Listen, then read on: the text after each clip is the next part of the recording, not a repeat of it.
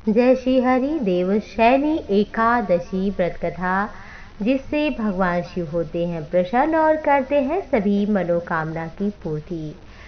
साल भर में एकादशी 26 होती है। हर महीने में एक बार एकादशी आती है। आइए श्रवण करते हैं देवशयनी एकादशी व्रत कथा, जिसे पद्मनाभा के नाम से भी जाना जाता है। इस दिन भगवान श्री हरि निद्रा देवी के पास चले जाते हैं और 4 महीने बाद जागते हैं। पुराणों में वर्णन आता है कि इस दिन से 4 मास पर्यंत पाताल में राजा बलि के द्वार पर निवास करके कार्तिक शुक्ल एकादशी अर्थात देवोत्थानी एकादशी को लौटते हैं। तब विवाह शुभ कार्य प्रारंभ होता है और उससे पूर्व बंद होता है। एक बार की बात है कि निद्रा देवी ने बहुत समय तक तपस्या की। भगवान प्रसन्न होकर बोले, देवी वर मांगो। बोली, मैं 4 मास आपके साथ रहना चाहती हूँ। भगवान के नेत्रों में निद्रा देवी ने स्थान लिया और 4 महीने तक बनी रही भगवान के नेत्रों में। तभी से 4 महीने भगवान उन्हीं के साथ रहते हैं। एकादशी को सौभाग्य की एकादशी कहा जाता है। पद्म पुराण कहता है कि इस दिन से उपवास करने से, भगवान के नाम का संकीर्तन करने से, संयम नियम करने से सभी प्रकार की कामना पूर्ण हो जाती है। देवशयनी एकादशी या किसी भी एकादशी को प्रातःकाल उठे, साफ सफाई इत्यादि करके भगवान श्री हरि की षोडशोपचार से धूप दीप नैवेद्य फल मेवा मिष्टान तुलसी दल मंजरी सहित अर्पित करके आरती पूजा करें। नियम संयम का पालन करें और झूठ कपट इत्यादि का त्याग करके भगवान का भजन करें। आज के दिन भगवान का व्रत करना चाहिए, अर्थात देवशयनी एकादशी के दिन। कथा इस प्रकार है। एक बार देवर्षि नारद जी ने ब्रह्मा जी से इस एकादशी के बारे में पूछा। तब ब्रह्मा जी ने कहा, सतयुग में मानधाता नामक एक चक्रवर्ती सम्राट थे। उनके राज में प्रजा बहुत सुखी थी, लेकिन ये कब क्या हो सकता है ये कोई नहीं जानता। एक बार भयंकर अकाल पड़ गया। 3 वर्ष तक वर्षा नहीं हुई, जिसके कारण दुर्भिक्ष अकाल पड़ा। चारों तरफ त्राही त्राही पड़ गई। हर तरफ यज्ञ हवन पिंडदान सभी बंद हो गया। धार्मिक कार्य नहीं रहे।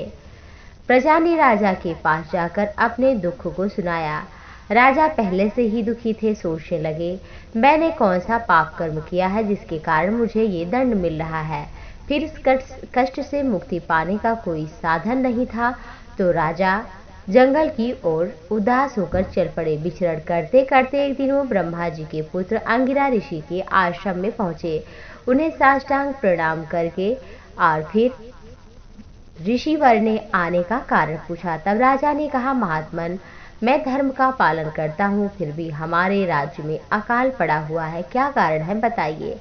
महर्षि ऋषि अंगिरा ने कहा, हे राजन, सब युगों में उत्तम ये व्रत है। इसमें छोटे से भी पाप का बड़ा भयंकर दंड मिलता है। इसमें धर्म चारों चरणों में व्याप्त रहता है। ब्राह्मण के अतिरिक्त अन्य किसी जाति को तप करने का भी अधिकार नहीं है, क्योंकि इतने नियम संयम इस समय केवल ब्राह्मण ही कर रहा है। जबकि आपके राज्य में एक शूद्र मांस मदिरा का पान करते हुए कोई भी नियम संयम नहीं कर रहा है, फिर भी वो तपस्या में रत है। यही कारण है कि आपके राज्य में वर्षा नहीं हो रही है।